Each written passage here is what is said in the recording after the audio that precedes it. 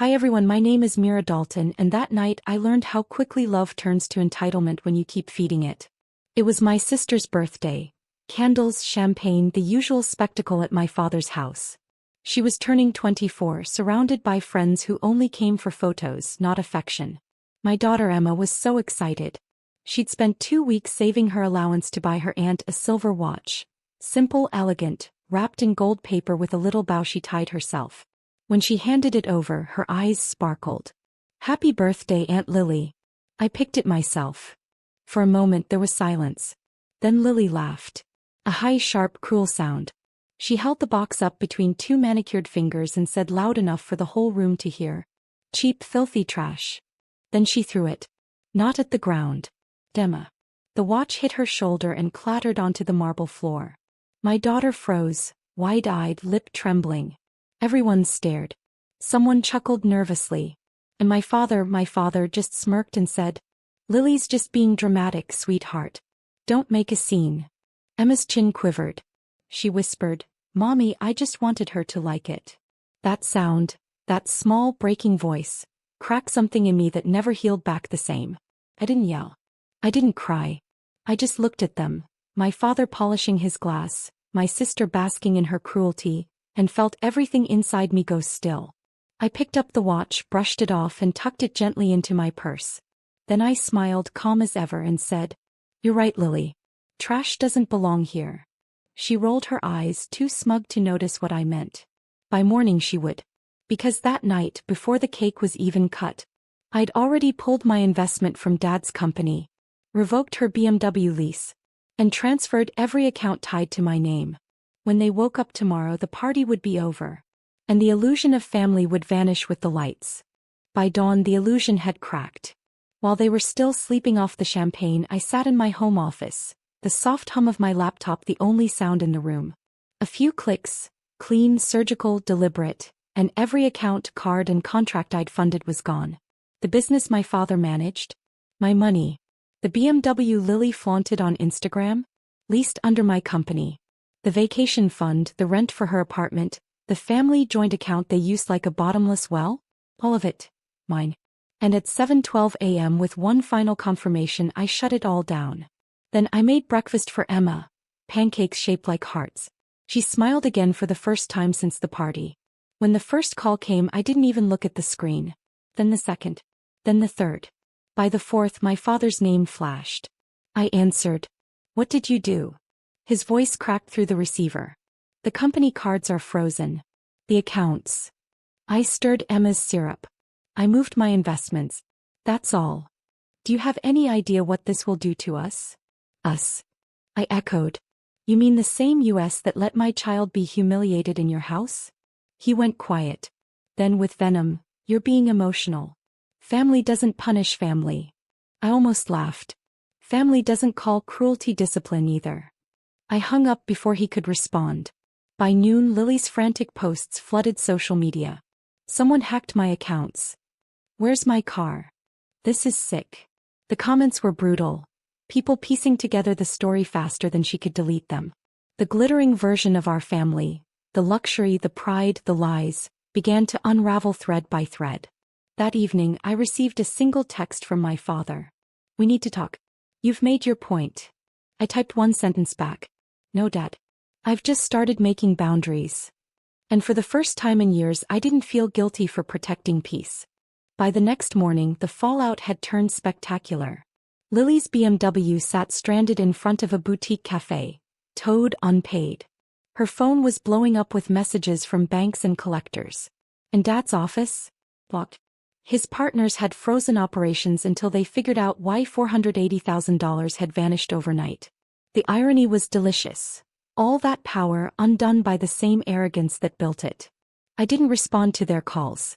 I didn't need to. The silence was its own language, one they'd never learned to speak.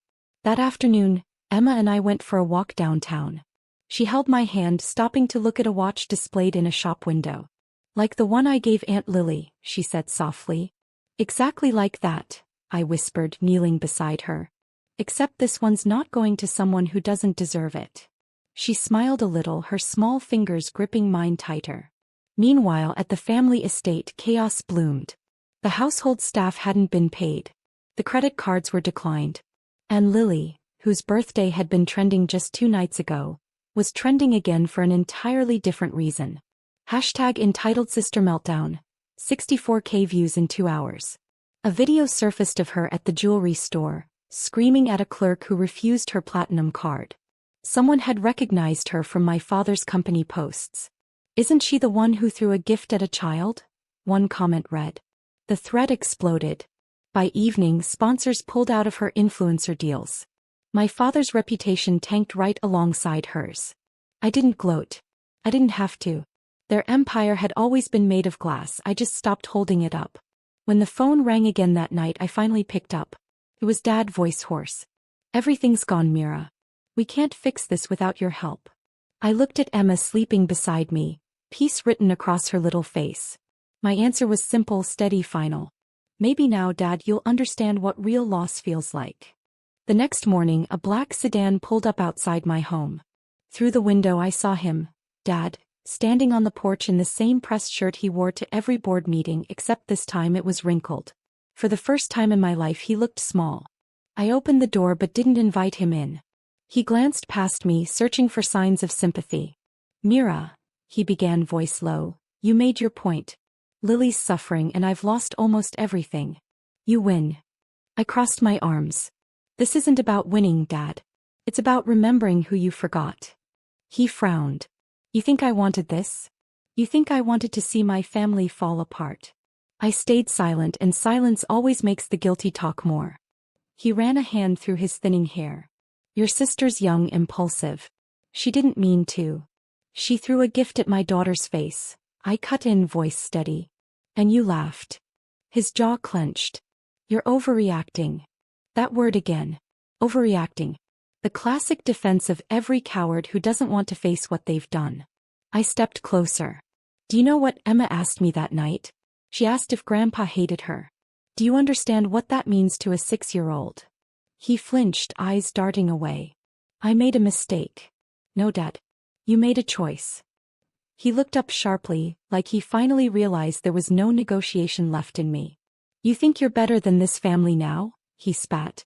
"I think I'm finally acting like I deserve respect," I said softly. He stood there, shoulders sagging. "So this is it? You just abandon your own blood?" I met his gaze. "You taught me how easy that is." He had no response. Just the slow retreat of footsteps on my porch, the sound of defeat on concrete. When the car drove away, I didn't feel triumphant. Still, certain. Some people learn lessons through forgiveness. Others only learn through loss. And that day I stopped teaching gently. The silence that followed my father's visit didn't hurt. It healed. For the first time in years, my phone stayed quiet. No guilt-laced calls. No manipulative messages disguised as apologies. Just peace. A week later, I met with my financial advisor. "Are you sure you want to reallocate this much, Mira?" he asked, scanning the screen. I nodded. Every cent that used to feed entitlement, I wanted to build independence. That day, I founded something new, the Dalton Fund, a small scholarship and mentorship program for single mothers trying to rebuild their lives after family betrayal or financial loss. The irony wasn't lost on me. While my father and sister blamed me for ruining the family, I was quietly helping other families stand again. Emma helped me choose the logo, a tiny watch surrounded by an open hand. When I asked her why that design, she said, "Because people should hold time, not throw it." Out of the mouths of children, the truest wisdom. Within a month, we funded our first applicant, a woman named Carla, who'd been kicked out by her parents after leaving an abusive marriage. When I handed her the grant letter, she cried in my arms.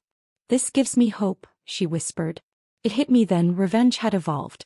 What started as reclaiming control had become something far more powerful. Legacy. That evening, Lily called again, her voice brittle. "Are you happy now? We've lost everything. Dad can't even sell the company. No one trusts us anymore." I exhaled slowly. "You should have thought of that before you called my child trash." "Mira, please," she choked. "I didn't mean it." "Yes, you did," I said gently. "And that's why it mattered." When I hung up, I didn't feel vindictive. I just felt free. Because sometimes the only way to heal from family cruelty is to stop waiting for them to change and start becoming the person you needed all along. A year later, the sky over the city looked the same as the day I walked away from my father's house, but I wasn't the same woman. Back then I'd carried hurt like armor. Now I carried peace. The Dalton Fund had expanded nationwide. We'd helped nearly 300 women start new lives. Women like me who'd once mistaken silence for strength. Every success story felt like rewriting my own history. One afternoon, while reviewing grant applications, I received a small brown envelope in the mail. No return address. Inside was a photo. My father and Lily standing outside a modest apartment building. On the back, a note in Dad's shaky handwriting. You were right. I taught you how to walk away. I just never thought you'd walk this far. No apologies. No pleas. Just acknowledgement. And strangely, that was enough. I placed the photo in my drawer not out of anger, but closure. Some bridges don't need to burn. They just need to stop being walked on. That evening, Emma ran into my office, hair messy, cheeks pink from playing. Mommy, she said, holding up a craft she made at school. A little paper watch covered in glitter. I made this for you. Because time means love, right? I took it carefully, smiling through a sudden sting of tears. Yes, baby, I whispered. Time means love.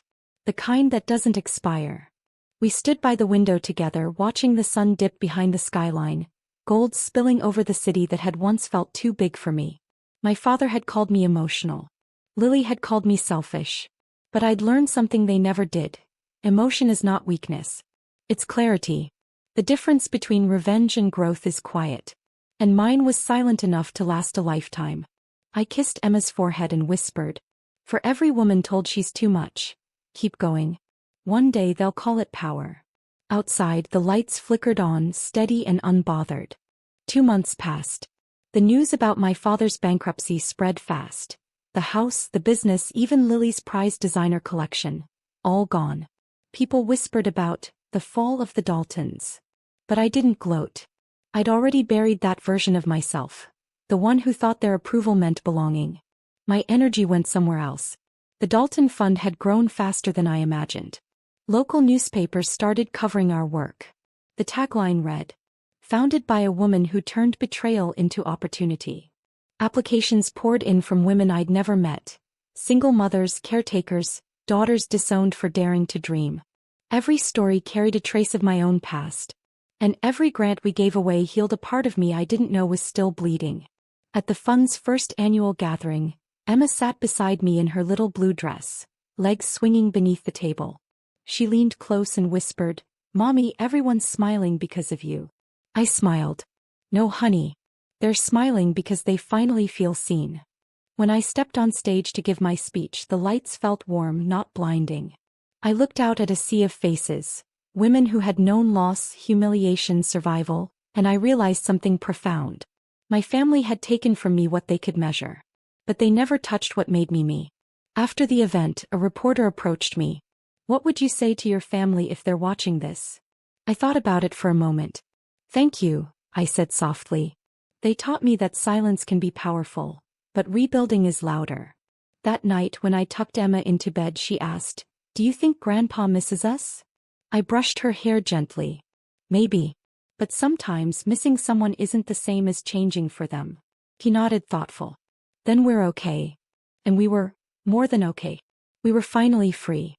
A year later, the sky over the city looked the same as the day I walked away from my father's house. But I wasn't the same woman.